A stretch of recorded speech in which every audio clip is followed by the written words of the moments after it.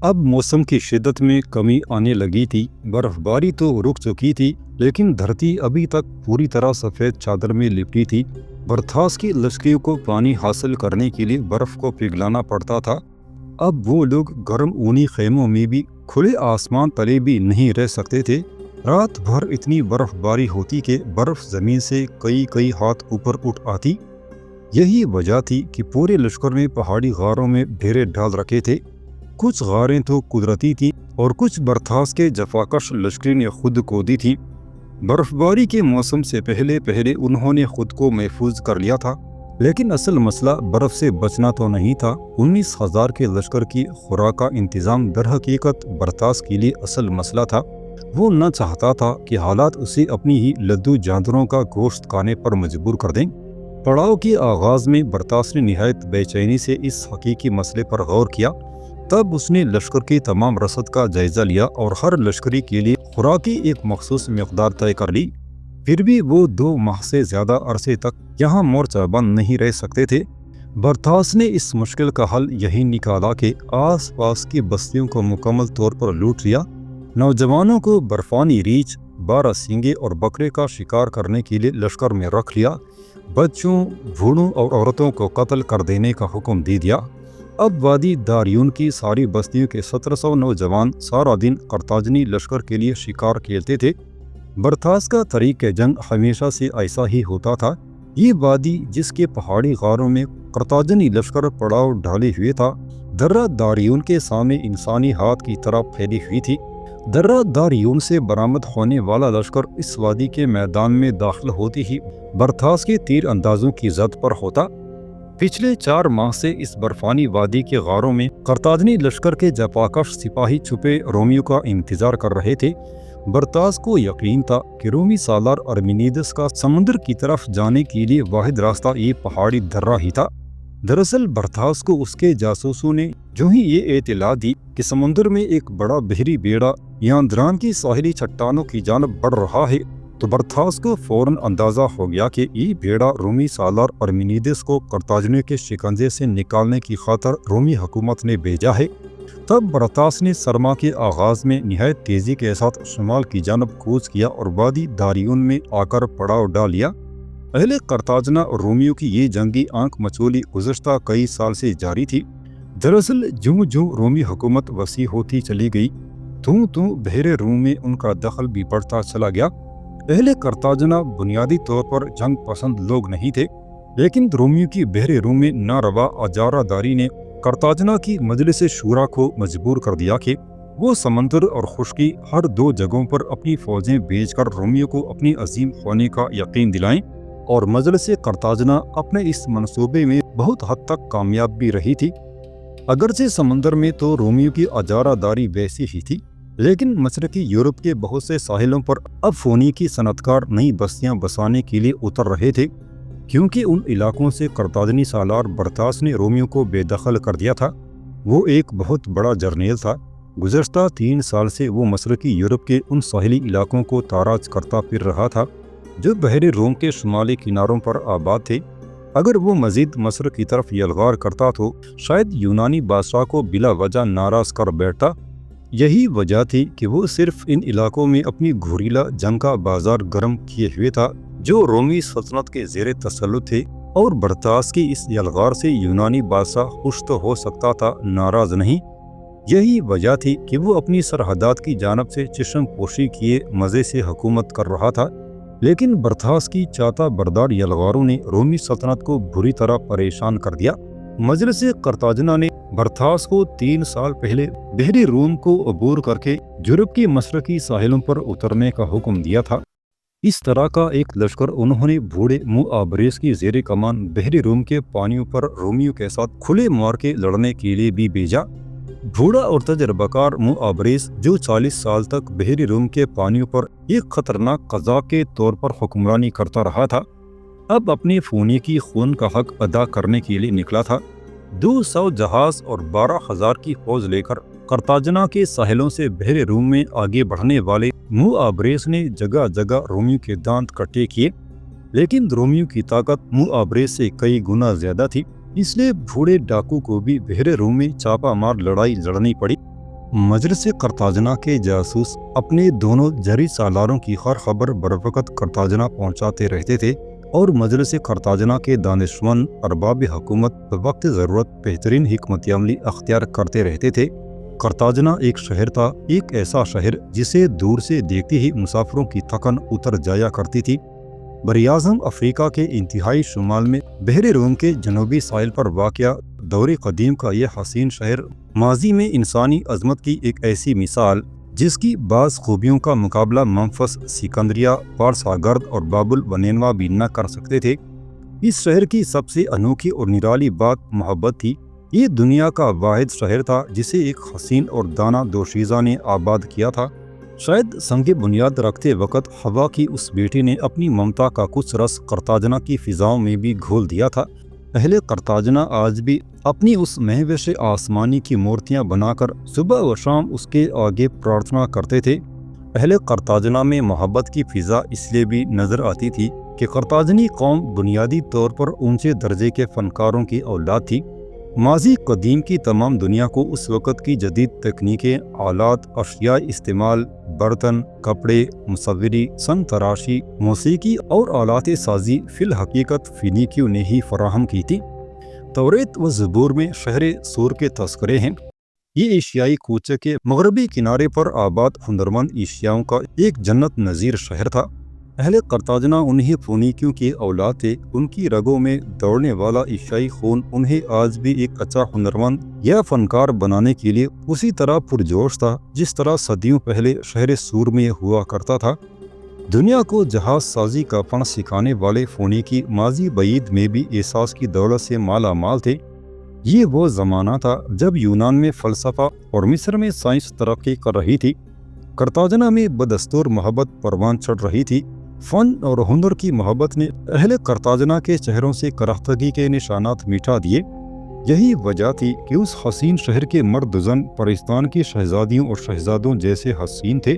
برتھاس ایک اونچے ٹیلے پر کھڑا درہ دار یون سے آنے والی پربہار ہواؤں کا استقبال کر رہا تھا۔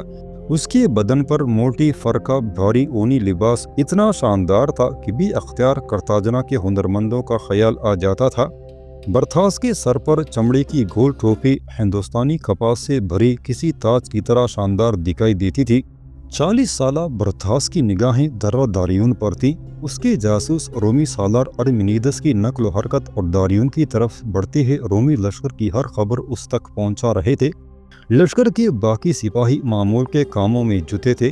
چاروں طرف سفید برف اور برف سے ڈھکے درخت دیکھ کر برتھاس نے اندازہ لگایا کہ اب مزید برف باری نہیں ہوگی۔ آج سورج اپنی پوری آب و تاب کے ساتھ چمک رہا تھا۔ پڑاؤ کے زیادہ تر لوگ اس وقت غاروں سے باہر کھلی وادی میں مصروف اور مشغول تھے۔ قرطاجنہ کے سپاہی اپنے ساتھ اپنی عورتوں کو تو نہ لا سکے تھے، لیکن رومی قصبوں اور رومی دیہاتوں سے اپنی یلغاروں کے دوران انہوں نے اتنی نوجوان لڑکیاں اسیر کر لی تھی کہ اب ان کے لیے عورت کے جسم کی بھوک مسئلہ نہ رہی تھی۔ لشکر میں 1500 سے زیادہ دوشیزائیں تھیں جو 19,000 سپاہیوں کا کھانا تیار کرتی اور رات کو اپنی اپنی باری کے حساب سے قرطاجنی سپاہیوں کے بستر گرم کرتی۔ برتھاس نے اپنے لیے 7 لڑکیوں کو چن کر علیحدہ کر لیا تھا۔ ان رومی عورتوں کو اپنے بستروں پر سجا کر قرطاجنیوں کو کچھ برا نہ لگتا تھا۔ دراصل انسانی اخلاقیات کا ارتقاء ابھی قبل مسیح کی صدیوں میں آہستہ آہستہ سفر کر رہا تھا۔ یہ وہ دور تھا جب جنگ اور محبت میں سب کچھ جائز اور درست سمجھا جاتا تھا۔ 1500 رومی عورتیں ہر روز آفتاب کی ٹھنڈی اور چمکیلی دھوپ میں کوہ قاف کی پریوں کی طرح قرطاجنی لشکر میں گھومتی پھرتی نظر آتی تھیں۔ کلاڈینا بھی ان اسیر دوشیزاؤں میں سے ایک تھی۔ اس کے ماں باپ اور بہن بھائی قرطاجنی سپاہیوں کے ہاتھوں مارے گئے۔ کلاڈینا چاہتی تو اپنے خاندان کی طرح لڑ کر جان دے دیتی، لیکن نہ جانے کیوں اس نے اسیر ہونا منظور کر لیا۔ اس کا خاندان آبائی طور پر تو سیراکیوس شہر کا رہنے والا تھا، لیکن اس کا بوڑھا باپ سیراکیوس کی سیاسی اونچ نیچ سے تنگ آ کر جنوبی یورپ کے ساحلوں پر آباد ہو گیا تھا۔ برتھاس کی یلغار نے جب یورپ کے جنوب مشرقی ساحلوں کو تاراج کیا تو کلاڈینا کا پورا خاندان قرطاجنی تلواروں کا لقمہ بن گیا، لیکن کلاڈینا نے ہتھیار پھینک دیے تھے۔ وہ اتنی حسین تھی کہ گرفتار ہو کر آئی تو اسے فوراً برتھاس کے حضور پیش کر دیا گیا۔ قرطاجنی سالار اس خوبصورت چہرے کی تاب نہ لا سکا۔ وہ خوشی سے جھومتے ہوئے آگے بڑھا اور کلاڈینا کے قریب آ کر کہنے لگا، خوبصورت، بہت خوبصورت ہو تم، تمہارے ساتھ پیار کر کے بہت لطف آئے گا۔ کلاڈینا کچھ نہ بولی، وہ اپنی حسین پلکیں برسے ہوئے بادل کی طرح اٹھائے اپنی موٹی موٹی آنکھیں برتاس کے چہرے پر گاڑے نہ جانے کیا سوچتی رہی۔ آج کلاڈینا کے حرم میں داخل ہوئے 5 مہینے ہونے والے تھے۔ وہ ان 7 لڑکیوں میں سب سے بڑھ کر حسین تھی جو برتاس کے آرام اور راحت کے لیے خاص طور پر چنی گئی تھی۔ چٹان پر ٹھنڈی ہوا کے سامنے سینہ تانے کھڑے برتاس کی نگاہیں تیرتی تیرتی کلاڈینا پر جا اٹکی۔ وہ آج کئی روز بعد نکلنے والی دھوپ میں ایک صاف پتھر پر بال کھولے بیٹھی دھوپ تاپ رہی تھی۔ برتاس کی پسندیدہ لونڈی کے لیے سپاہیوں نے پتھر پر پڑی برف ہٹا دی تھی۔ برتاس کی نظریں سورج کے سامنے بیٹھی روشن روشن رومی لڑکی پر ٹکی ہوئی تھی۔ وہ بہت اداس تھی۔ برتاس بڑے شوق سے اس کے ساتھ رات گزارتا اور جی بھر کر خوش ہوتا، لیکن کلاڈینا اکثر خاموش رہتی۔ اس کی جھیل سی اداس آنکھوں میں دیکھتے ہوئے اکثر برتاس کو یوں لگتا جیسے وہ اس گہری اداس جھیل میں ڈوب جائے گا، لیکن وہ ایک فوج کا سالار تھا، اس لیے وہ اکثر سر کو جھٹکتا اور کلاڈینا کے سحر حسن سے نکل کر اس کے گداز جسم سے لپٹ جاتا۔ کلاڈینا کے سحر کو یوں کھلے بالوں کے ساتھ برتاس نے پہلی مرتبہ دیکھا تھا۔ اسے لگا جیسے یونان کی کوئی دیوی اطالیہ کی اس برفانی وادی میں اتر آئی ہو۔ وہ دھیرے دھیرے چٹان سے اترنے لگا۔ آج کئی دنوں بعد برف باری رکی تھی۔ برتاس سوچ رہا تھا کہ اگر 1-2 دن مزید برف نہ پڑی تو وہ غاروں سے نکل کر کھلی وادی میں خیمے نصب کرنے کا حکم دے دے گا۔ چٹان سے اتر کر قرطاجنی سالار سیراکیوس کی اس حسینہ کی طرف بڑھنے لگا جسے دیوتاؤں نے ملائم زمر سے بنایا تھا۔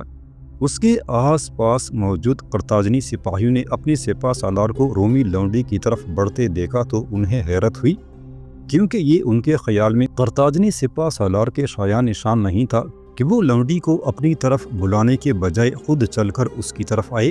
کلاڈینا بھی برتاس کو دیکھ کر حیران رہ گئی۔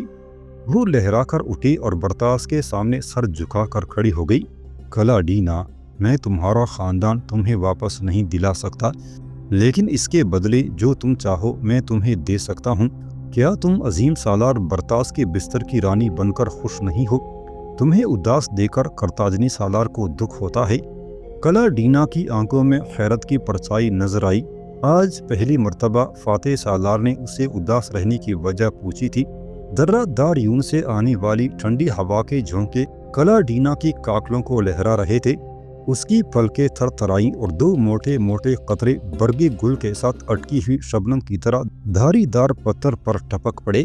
برتاس کو ایسا لگا جیسے اس نے اسیر رومی دوشیزہ کے کسی گہرے دکھ کو چھیڑ دیا ہو۔ کلاڈینا نے اپنی اٹھی ہوئی پلکیں پھر جھکا لی۔ تب برتاس وادی کے میدان میں موجود اپنے سپاہیوں کی پرواہ کیے بغیر اس دھاری دار بڑے پتھر پر بیٹھتے ہوئے بولا، بیٹھو اے حسین روم، بیٹھو، مجھے بتاؤ میں تمہارا دکھ کیسے دور کر سکتا ہوں۔ کلاڈینا کی آنکھیں حیرت سے پھیل گئیں۔ وہ تو صرف اس کے بستر کی ساتھی تھی۔ برتاس جیسے قاتل کے دل میں درد کا یہ احساس کیوں کر پیدا ہونے لگا تھا۔ کلاڈینا اسی پتھر پر دوبارہ بیٹھ گئی۔ ہر کوئی اپنے اپنے کام میں مشغول تھا۔ وادی کا پورا میدان دھوپ کی وجہ سے خالص چاندی کی طرح چمک رہا تھا۔ چاروں طرف بڑی سفید برف سے منعکس ہونے والی سورج کی شعاعیں اس خوبصورت میدان کو بقیہ نور بنا رہی تھی۔ دور رصد کی غاروں کے پاس اٹھتا ہوا دھواں اس بات کا ثبوت تھا کہ لشکر کے لیے لنگر تیار کیا جا رہا ہے۔ زیادہ تر سپاہی بعض مقامات سے برف ہٹانے کے کام میں مشغول تھے۔ برتاس نے ایک نظر آس پاس کے ماحول پر دوڑائی اور پھر رومی حسینہ سے مخاطب ہوا، مجھے محسوس ہوتا ہے کہ تمہارے دل میں کچھ ہے، جیسے تم اندر ہی اندر سوچتی رہتی ہو۔ تمہارے ساتھ کی دیگر لڑکیاں بھی تو ہیں، کیا ان کے خاندان جنگ کی نظر نہیں ہوئے؟ لیکن ان میں سے کوئی بھی تمہاری طرح اداس نہیں رہتی۔ کیا تم بولو گی نہیں کلاڈینا؟ کلاڈینا زیادہ دیر خاموش نہ رہ سکی۔ اس کے سامنے قرطاجنی لشکر کا سپہ سالار بیٹھا تھا جو اب اس کا آقا تھا اور وہ اس کی لونڈی تھی۔ وہ حیران تھی کہ آج برتاس ایک حاکم بن کر نہیں بلکہ ایک دوست بن کر بات کر رہا تھا۔ چنانچہ اسے کہنا پڑا، محترم سالار کارتیج، میں اپنی بزدلی پر خود سے نادم رہتی ہوں۔ میرے خاندان کی باقی لڑکیاں جان پر کھیل گئیں اور انہوں نے غلامی پر موت کو ترجیح دی، لیکن میں ایسا نہ کر سکی۔ یہی میرا دکھ ہے اور یہی میری پریشانی۔ برتھاس کی آنکھیں حیرت سے پھیل گئیں۔ اس کے وہم و گمان میں بھی نہ تھا کہ رومی دوشیزہ اتنے واشگاف الفاظ میں اپنی نفرت بھری زندگی کا اظہار کر دے گی۔ اس کی تمام تر انسیت اور رحمدلی دھری کی دھری رہ گئی۔ وہ بری طرح سٹ پٹا گیا۔ میدان جنگ میں آن کی آن میں بڑے سے بڑا فیصلہ کرنے والا جرنیل ایک معمولی لونڈی کے سامنے بوکھلا گیا تھا۔ اب وہ کیا کہتا؟ کیا وہ اپنی پیشکش پر قائم تھا؟ کیا اس بات کے بدلے وہ رومی دوشیزہ کو آزاد کر دیتا؟ وہ غصہ بھی تو نہ کر سکتا تھا۔ اس نے خود کلاڈینا سے اس کے دل کا حال پوچھا تھا اور یہ پیشکش بھی کی تھی کہ وہ اس کا درد دور کرنے کی کوشش کرے گا۔ اسے اور تو کچھ نہ سجائی دیا۔ تبھی اس نے ایک عجیب بات کہی، تم اپنی بزدلی پر نادم ہو تو اس ندامت کو اب دور کر دو۔ تم میرے حرم میں رہ کر خود کو غلام سمجھتی ہو اور اس بات کے لیے خود کو گناہگار سمجھتی ہو، اس لیے میں تمہیں تجویز دوں گا کہ تم خود کو اپنی بہادری کے ذریعے آزاد کروانے کی کوشش کرو۔ میں اپنی پیشکش پر قائم ہوں۔ تم یہاں سے بھاگ نکلو، یہی میری پیشکش ہے۔ دیکھو کلاڈینا، میری ایک بات یاد رکھو، اگر تم اپنی کسی غلطی پر نادم ہو تو تمہیں اس کا ازالہ کرنا چاہیے، نہ کہ اس ندامت کی وجہ سے مایوس اور غمگین رہنا چاہیے۔ اب حیران ہونے کی باری کلاڈینا کی تھی۔ اسے یوں لگا جیسے کارتھی سالار نے اس کے دل کا چور پکڑ لیا ہو۔ وہ اپنی جگہ جز بز ہو کر رہ گئی۔ وہ چاہتی تو اپنی صفائی پیش کر سکتی تھی، لیکن نہ جانے کیوں آج اس کے لہجے کا سچ سر چڑھ کر بول رہا تھا۔ اس نے کہا، سالار کارتھیج، آپ جانتے ہیں کہ یہ آسان نہیں، لیکن میں دل سے چاہتی ہوں کہ میں کسی طرح یہاں سے فرار ہو جاؤں۔ میں اپنی ندامت کا داغ دھونا چاہتی ہوں۔ مجھے معلوم ہے کہ میری آج کی سچائی میرے اس کام کو اور بھی دشوار کر دے گی۔ نہیں، تمہارے اندر ابھی یقین کی دولت کم ہے، اور میں تمہیں یہ مشورہ دوں گا کہ جب تک تمہیں یقین نہ ہو جائے کہ کامیابی تمہارا مقدر ہے، تب تک تم اپنے منصوبے پر عمل پیرا نہ ہونا۔ جنگ میں کامیابی کا پہلا اصول یہ ہے کہ پوری فوج کے ہر سپاہی کا دل کامیابی کے یقین سے معمور ہو۔ تم جانتی ہو کہ میں کبھی نہیں ہارتا، صرف اس لیے کہ مجھے ہمیشہ اپنی جیت کا یقین ہوتا ہے۔ ایک کاکا اور لونڈی میں بڑی عجیب باتیں ہو رہی تھی۔ دونوں ہی بے جھجک سچ بول رہے تھے۔ کلاڈینا کو 5 ماہ میں پہلی مرتبہ برتھاس سے اپنی نفرت کم ہوتی ہوئی محسوس ہوئی۔ اس نے ایک عجیب شان سے پھلکیں اٹھائیں اور سر کو تھوڑا سا ترچھا کر کے کارتاجنی سالار کی جانب دیکھا۔ حسین کلاڈینا کا یہ انداز بڑا ہی قاتل تھا۔ برتھاس کے دل کو آج اس لڑکی کی سچائی نے چھو لیا تھا۔ وہ کچھ اور ہی سوچ رہا تھا۔ معاً اس کی نگاہیں وادی میں کام کرتے لوگوں کی طرف اٹھی۔ اس نے ایک لمبی سانس لی اور اٹھ کھڑا ہوا۔ اس کے ساتھ ہی کلاڈینا بھی اٹھ کر کھڑی ہو گئی۔ اب برتھاس واپس جا رہا تھا۔ وہ دیو ہیکل دھاری دار پتھر پر سے اترا اور وادی کے میدان کی جانب چل دیا۔ کلاڈینا عقب سے اسے جاتے ہوئے دیکھتی رہی۔ ٹھنڈی ہوا کے جھونکے اس کی زلفوں کو لہرائے دے رہے تھے۔ وہ دیر تک برتھاس کے چوڑے چکلے کندھوں کو عقب سے دیکھتی رہی، یہاں تک کہ برتھاس اپنی سپاہیوں کے قریب پہنچ گیا۔ اس رات نہ جانے کیوں کلاڈینا کے دماغ میں یہ خیال موجود تھا کہ آج رات برتھاس اسے بستر پر بلائے گا، لیکن جب وہ سونے کے لیے لیٹی تو حیران تھی کہ ابھی تک آقا کا بلاوا نہیں آیا تھا۔ وہ سو گئی۔ اگلی رات، پھر اس سے اگلی رات، حتیٰ کہ کئی روز گزر گئے۔ وہ بے حد حیران تھی۔ اس عرصے میں باقی لڑکیاں باری باری کارتاجنی سالار کا بستر گرم کرتی رہیں، لیکن کلاڈینا کو شاید برتھاس بھول گیا تھا۔ برتھاس کے اس طرز عمل سے کلاڈینا کے دل میں 2 خیال گزرے تھے۔ پہلا یہ کہ برتھاس ایک اچھا انسان ہے اور وہ کلاڈینا کا غم جان کر اسے عزت دے رہا ہے، اور دوسرا یہ کہ برتھاس ایک بزدل انسان ہے جو اس سچی حریت پسند لونڈی سے ڈرتا ہے کہ یہ لونڈی اسے قتل ہی نہ کر دے۔ کلاڈینا کا دوسرا خیال غلط تھا۔ دن پر دن گزرتے گئے، لیکن پھر بھی برتھاس نے کلاڈینا کو اپنے بستر پر نہ بلایا۔ برتھاس کے جاسوسوں نے اسے بتایا کہ رومی سالار ارمینیدس داریون کی طرف بڑھ رہا ہے۔ گویا اب اسے اپنی مشقت کا پھل ملنے والا تھا۔ رومی لشکر کا سالار برتھاس کی موجودگی سے متعلق بے خبر تھا۔ برتھاس نے یہاں پڑاؤ ڈالتے وقت آس پاس کی بستیوں میں قتل عام کیا تھا۔ ایسا کوئی شخص یہاں نہ بچا تھا جو ارمینیدس کو برتھاس کی موجودگی کی خبر دیتا۔ یہی وجہ تھی کہ رومی سالار نہایت تیزی کے ساتھ درہ داریون کی طرف بڑھ رہا تھا۔